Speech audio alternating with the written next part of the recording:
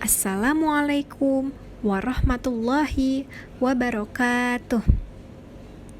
Halo anak-anak semua, selamat pagi. Hari ini Ibu akan menjelaskan pelajaran IPS tema 3. Sebelum kita mulai, mari sama-sama membaca basmalah agar ilmu yang disampaikan dapat bermanfaat. Bismillahirrahmanirrahim. Nah, di buku tema 3 subtema 1 ini kita akan belajar karakteristik 3 bentang alam. Tiap wilayah memiliki ketampakan alam atau keadaan alam yang berbeda-beda. Nah, ketampakan alam itu disebut bentang alam. Ketampakan alam atau bentang alam adalah wujud permukaan bumi yang terbentuk secara alami. Nah, ketampakan alam ini ada yang berupa daratan dan ada juga yang berupa perairan. Daratan merupakan wilayah di permukaan bumi yang bentuknya padat dan tidak digenangi air. Wilayah perairan adalah bagian dari permukaan bumi yang digenangi oleh air. Nah, sebagian besar wilayah Indonesia ini terdiri dari perairan. Nah, di sini ada wilayah-wilayah daratan. Yang pertama, daratan rendah. Daratan rendah merupakan wilayah daratan yang memiliki ketinggian 0 sampai 500 meter dpl. Contoh dari dataran rendah yaitu pantai. Lalu ada dataran tinggi. Dataran tinggi adalah wilayah daratan yang mempunyai ketinggian lebih dari 500 meter dpl. Nah, contohnya adalah dataran tinggi di Dieng tuh, di Jawa Tengah. Lalu yang ketiga ada gunung dan pegunungan. Gunung adalah permukaan bumi yang menonjol lebih tinggi dari daerah sekitarnya dengan ketinggian lebih dari 600 meter.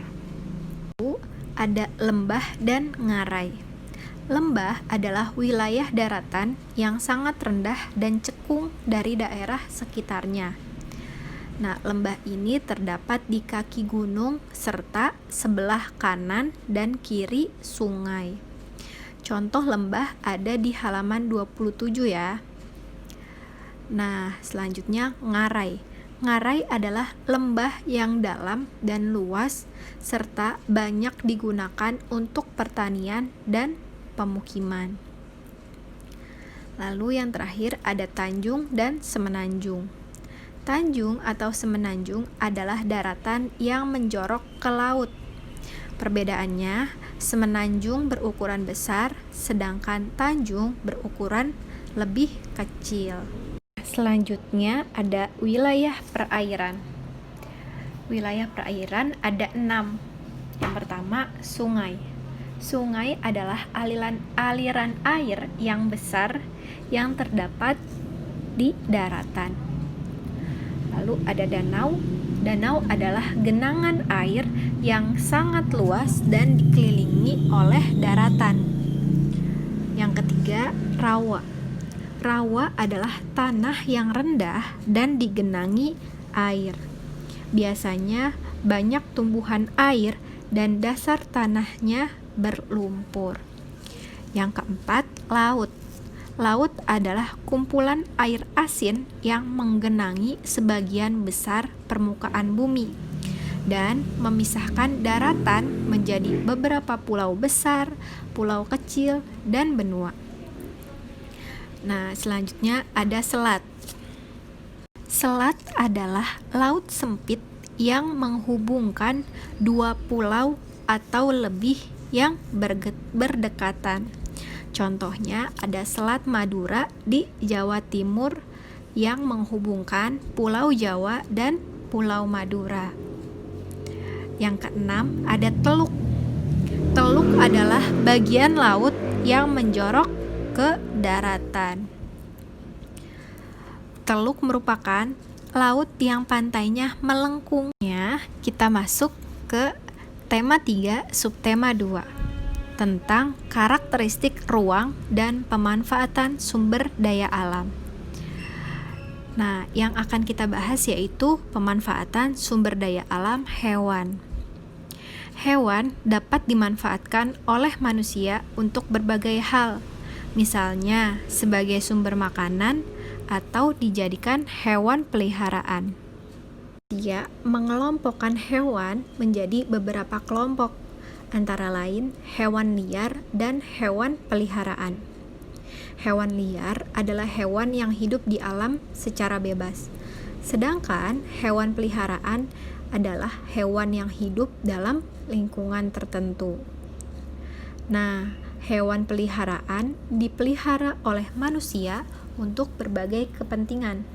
Contohnya, hewan peliharaan yang dipelihara manusia sebagai kegiatan ekonomi mempunyai tujuan untuk mendapatkan keuntungan dengan cara diperjualbelikan, disebut dengan hewan ternak.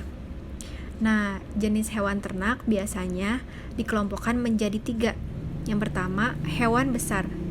Hewan ini biasanya ada sapi, kerbau, dan kuda. Nah, mereka dipelihara dan dikembangbiakan untuk diambil daging atau susunya. Yang kedua, ada peternakan hewan kecil. Biasanya ada kambing dan domba. Nah, kambing dan domba ini diternakan untuk diambil daging dan susunya. Lalu untuk domba juga diambil bulunya untuk dijadikan kain wol. Nah, yang ketiga ada peternakan unggas. Di sini hewannya ada ayam, itik, angsa, dan burung. Nah, hewan ini dikembangbiakan untuk diambil daging dan telurnya. Ini adalah contoh dari peternakan. Lalu lanjut ke perikanan. Selain peternakan, kegiatan yang juga memanfaatkan hewan adalah perikanan. Budidaya ikan dapat dilakukan di darat maupun di laut. Yang pertama, kegiatan perikanan darat meliputi kegiatan penangkapan dan budidaya ikan di perairan darat. Nah, penangkapan dan budidaya ikan dapat dilakukan di kolam, waduk, sungai, danau, sawah, atau tambak. Nah, kalau kegiatan perikanan laut meliputi kegiatan penangkapan dan budidaya makhluk hidup laut. Nah, penjelasan tadi merupakan pemanfaatan sumber daya alam hewan. Lanjut ke buku tema 3, subtema 3.